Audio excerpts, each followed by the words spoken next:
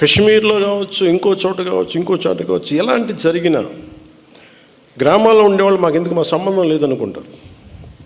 గ్రామాలు రాజకీయాలకు కావచ్చు, పొలిటికల్ పార్టీస్కి కావచ్చు, కులాలకు కావచ్చు, వర్గాలకు కావచ్చు, దానికి ఫౌండేషన్ కింద కాకుండా జాతీయ సమగ్రతకి పట్టుకొమ్మల వాళ్ళు పంచాయతీలు.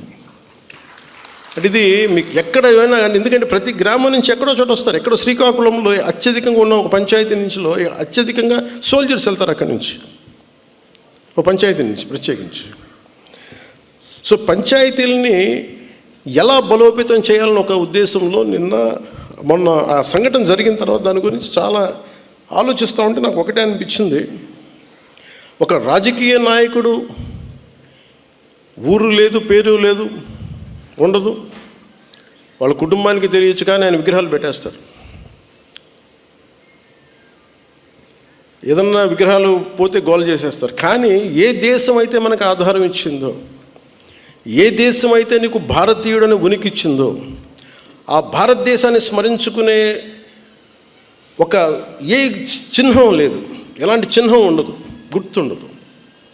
అందుకని నేను ఈరోజు నా ప్రతిపాదన ఉన్నతాధికారులందరికీ, శశిభూషణ్ గారికి కానీ, ఇక్కడున్న కమిషనర్ గారికి కానీ, అందరికీ అందరికీ ప్రతి పంచాయతీలో జాతీయ సమగ్రత ప్రాంగణం అనేది చాలా చాలా అవసరం.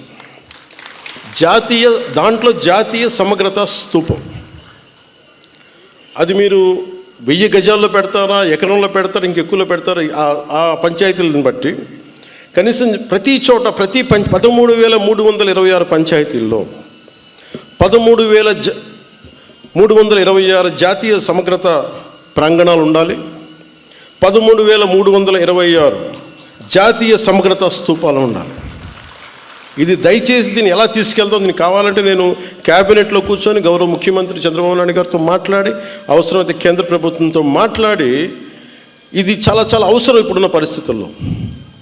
ఉగ్రవాదం పెట్రేగి పెరిగిపోతున్న పరిస్థితుల్లో గ్రామాల నుంచి బలమైన వ్యక్తులు ఉంటేనే, దేశ వికాసానికి బలపడే వ్యక్తుల సమూహం ఉంటేనే గ్రామాల్లోనే మన దేశానికి ఏదైనా చేయగలం, తద్వారా మనం లాభపడగలం. మనకి ఉనికినిచ్చిన మన దేశం తాలూకు మనం భాగస్వాములు కాకపోతే, ఇది నాకు సంబంధం లేదు, నా కులం కాదు, నా పార్టీ కాదు, మా ఏరియా కాదు అనుకుంటే అలా కుదరదు. అందుకని దీనిని సమగ్రతని పెంచే, జాతీయ సమగ్రతని పెంచే ఈ జాతీయ సమగ్రత ప్రాంగణాలకి దయచేసి మీరు ఒక ప్రణాళిక తీసుకెళ్ళవలసిందిగా మనస్ఫూర్తిగా నేను మీ అందరికీ తెలియజేస్తాను. ఇక మీతో ఎక్కువ సమయం గడపాలనుకుంటా ఉన్నాను, కానీ నాకున్న ఒక నిన్న కశ్మీర్లో చనిపోయిన వ్యక్తుల్లో మన ఆంధ్రప్రదేశ్ చెందిన వాళ్ళు 2 ఉన్నారు. ఈ బాధ్యతలు నేను కూడా వెళ్ళి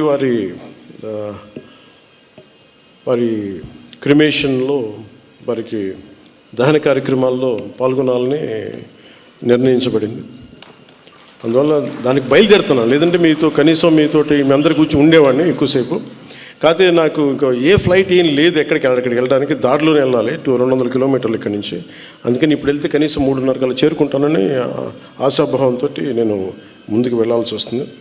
అలాగే వైజాగ్లో ఎవరైతే చంపబడ్డారో ఉగ్రవాదుల దాడిలో వారి క్రిమేషన్ కూడా వెళ్ళాలని నిర్ణయించడం అయింది.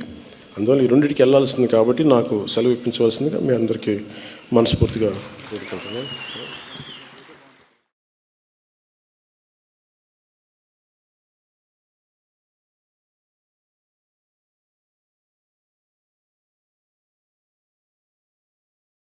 అంటే రాష్ట్ర వ్యాప్తంగా సర్పంచులు ఎదుర్కొంటున్న పలు సమస్యల్ని పాపారావు గారు దృష్టికి తీసుకొచ్చారు. ఆంధ్రప్రదేశ్ గత ప్రభుత్వం 5వ ఆర్థిక సంఘాన్ని ఏర్పాటు చేసి రాష్ట్రంలో గ్రామ పంచాయతీ 4 సంవత్సరాలుగా రావాల్సిన నిధుల్ని బదిలీ చేయాల్సిన, మరి అసెంబ్లీలో మా బిల్లు పెట్టి గ్రామ పంచాయతీలకు రావాల్సిన వాటాన్ని బదిలీ చేయాలని విజ్ఞప్తి చేస్తున్నారు. కూటమి ప్రభుత్వం నుండి ఎన్నికల మేనిఫెస్టో ఇచ్చిన